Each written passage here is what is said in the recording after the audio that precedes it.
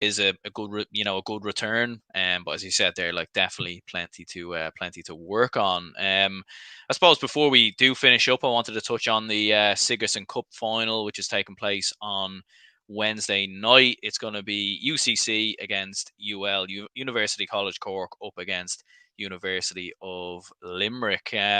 Obviously, you're a UL man yourself, and you were in the final last year. Of course, David Clifford was playing in the final last year. Wasn't meant to be. NUIG obviously got the job done and got the victory that day. So I suppose maybe this is a bit of a weird one for you because obviously they're going up against a college from Cork. So I suppose maybe a bit of a win-win for yourself.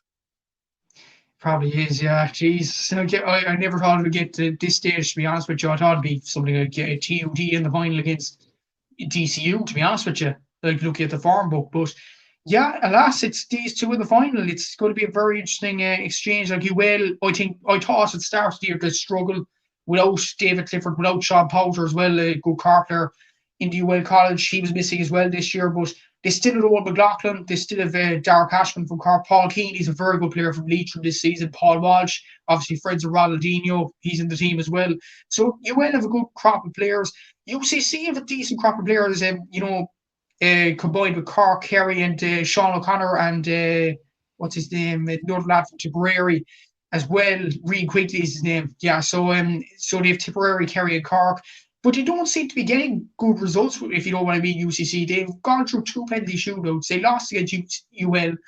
They won the second game against ATU Galway, and then against TUD, they were they were poor enough, like shooting wise and stuff like that. I thought it was a very poor game in the semi final, so like it should be interesting to see what UCC turns up in the final. UL obviously were excellent against DCU in the semi final. Maybe they got a bit of luck considering Matthew Costello, Shane Walsh, and Robert Finnerty were all injured for DCU, which kind of cut them back a small bit. But yeah, I suppose it is a win-win situation for me. Who would I rather win?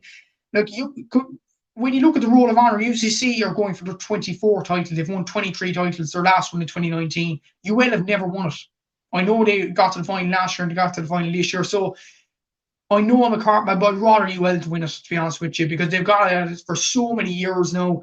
They put so much into it last year and came out with nothing.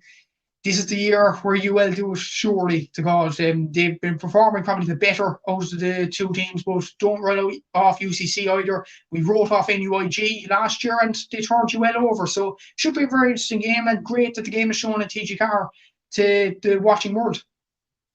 Yeah, and looking at that win for UL against DCU, like I remember from briefly sort of watching the game and seeing the score, like I mean, it was definitely a result that surprised a lot of people. I mean, beating DCU was one thing, but beating them by 9 points, and I think DCU were heavy favourites, not just for the game, but also the Sigerson Cup title, and in a whole spectrum. Like when you look at DCU's team, like the likes of Shane O'Donnell, Connor Corbett, Lorcan O'Dell, Oisin Gallen, Keelan McGann. Like, I mean, so much talent all across the field. And as you said, like UL, like from looking at them, probably don't have the star names. Like, there's not, when I look at their starting 15, there isn't too many names that jump out. But as you've said, they've done so well to get to this point, and it shows how well coached they must be. The fact that they were able to beat DCU as well as they did.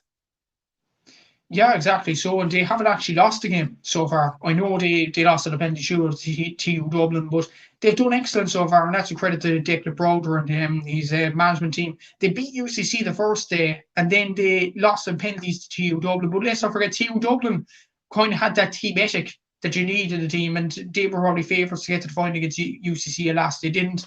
Hammered SETU Carlo in the next round UL, and then University of Galway. That was a big win for them because University of Galway had 2 goals in the quarterfinals early on in the game, and you were thinking, how are UL going to recover? Are they going to lose to this Galway College again? But then Paul Walsh scores a remarkable goal, and suddenly UL are back in the game, and Emma McMahon shows some great determination, getting 2 frees towards the end, and then they obviously beat DCU. And what I noticed about this UL team, a lot of them are clear players actually. And we mentioned on my podcast, your podcast, during the week and stuff like that, the Clare are kind of underrated. And when you look at the Clare players of this UL team, Kieran Downs, Emma McMahon, Daniel Walsh, Aaron Griffin, like that's a bulk of their team. Like that's Yeah. incredible, really. Yeah, they're doing very well. Owen McLaughlin, Jack Coyne from Mayo.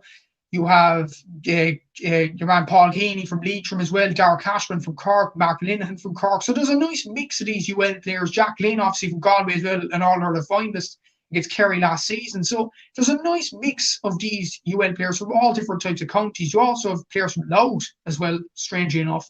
So yeah, I suppose it's a credit to Declan Browder that he's getting these players all from different counties to gel so well together. And that's brilliant from him. Like when you look at it compared to UCC, UCC are mainly Munster. They're all Munster, in fact. When you look at the UL players, some of them are Connacht, Munster, a few from Leinster as well. So it's brilliant that Declan Browder's getting these players together and they're yielding some very good results, not just this season, but last season as well to get to the final there as well. Yeah, and I suppose for UCC, like that result against TU Dublin, like a big result as well, and probably another one that maybe caught some people by surprise when you look at how well TU Dublin had been doing. And as you said, plenty of Cork players, Kerry players in around that squad, the likes of Cathal O'Mahony, the likes of Dylan Gainey, Mark Cronin in there as well. So I mean, UCC looking fairly strong, and you certainly wouldn't rule them out from, as you said, going on to win a 24th time. Exactly. So like it's a strange one UCC because they haven't played well when you look at their run to the final. They lost to UL in the first game. ACU Galway, okay, they hammered them pretty comprehensively. They then went through two penalty shootouts against Ulster Colleges in Queens and St Mary's. Like the St Mary's game, I was watching that in detail on a live stream, and geez, they should have won the game pretty early. I think they were like 1-8 to 7 points up, and they should have had the game wrapped up completely. But then somehow St. Mary scored 1-1 in the last few minutes and the game goes to extra time. And they needed a Cathal O'Mahony free to take it to penalties. And they need Dylan Gainey, who, by the way, Dylan Gainey is an interesting story. He's actually, by trade, he's a club forward for Éire Óg in Cork. And he's somehow a goalkeeper in this. Like, he's only played in goal, really, for UCC and in that one game for Cork against Kerry and Parky Rin last season, where he saved a shot from David Clifford. So it's a remarkable story from him. And he's been the penalty hero in this campaign. He's probably been the goalkeeper of the competition. So that's a very good, very good for him. And then against TU Dublin, they missed a lot of shots in this game. Like Cathal O'Mahony, I know he scored 5 points, but he missed, I think, 6 of them. Like Dylan Gainey missed the load in that game. He got a crucial goal, missed the load as well.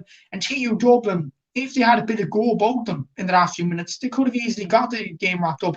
And a guy that really has, did so well in the campaign so far, and especially in the semi-final, Daniel O'Mahony from Cork, full-back. I've been talking about this guy for ages. Maybe I said a few things about the league game. Maybe that was one game.